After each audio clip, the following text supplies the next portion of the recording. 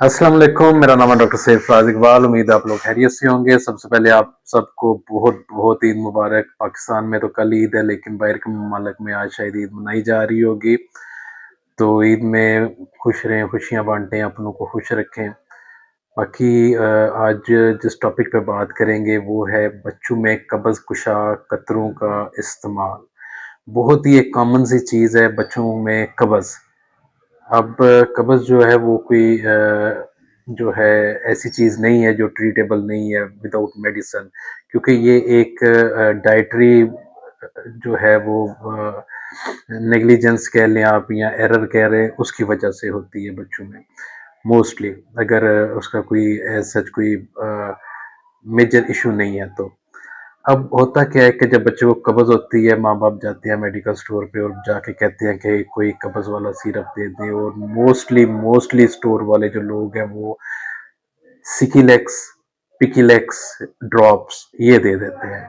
अब सिकिलेक्स पिकिलेक्स ड्रॉप्स जो हैं ये देखने में ड्रॉप्स लगते हैं, तो माँ बाप भी समझते हैं कि ड्रॉप्स हैं तो बच्चों के लिए ही ये यूज़ होंगे, लेकिन ये बच्चे की सेहत के लिए इंतहाई नुकसानदेह है। इसमें जो साल्ट होता है पिकोसल्फेट सोडियम, ये इंतहाई एक्टिव इंग्रेडिएंट है, इंतहाई स्टिमुलेंट है। ये जाके क्या करता है, इंटेस्टाइन की जो लेयर है उसको स्टिमुलेट करता है, जिससे वाटर जो फ्लूइड है वो एब्जॉर्ब नहीं होता और वो इंटेस्टाइन में वापस आ जाता है।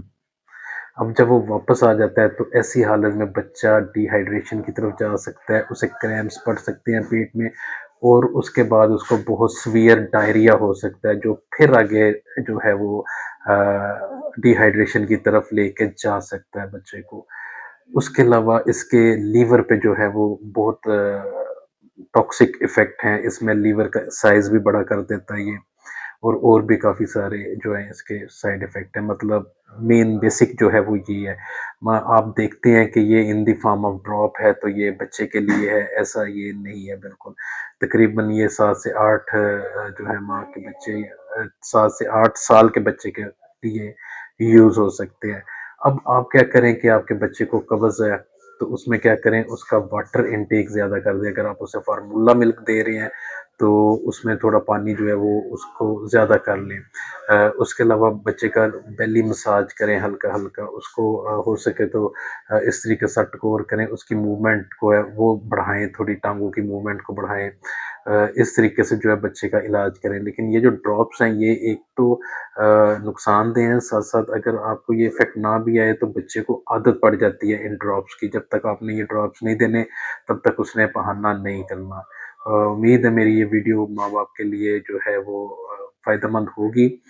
अ अ, अगर बच्चा जो है वो दूध की खुराक से आगे चला गया है, मतलब वो 5 माह से ऊपर है, 6 माह का, 7 माह का है, तो बजाय मेडिसिन यूज़ करने के आप ऐसी चीज़ें यूज़ करें जिसमें फाइबर ज़्यादा है, जो ज़्यादा ऑयली किस्म की हैं।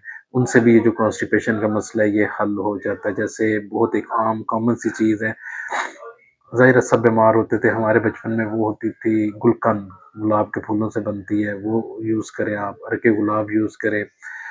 उसके अलावा ये खोए वाली बर्फ़ी जो होती है ये यूज़ करें।